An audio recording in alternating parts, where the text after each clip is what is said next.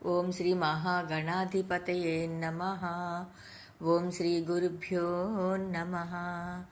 ஆண்டாள் திருவடிகளே சரணம். திருப்பாவை 8వ பாசுரம்.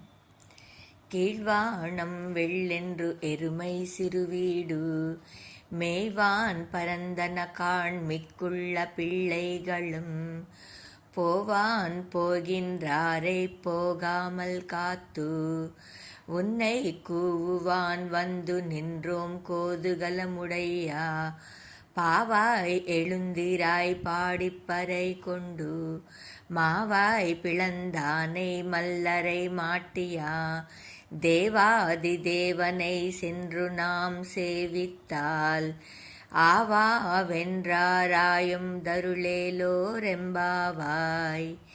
ஆண்டாள் திருவடிகளே சரணம்.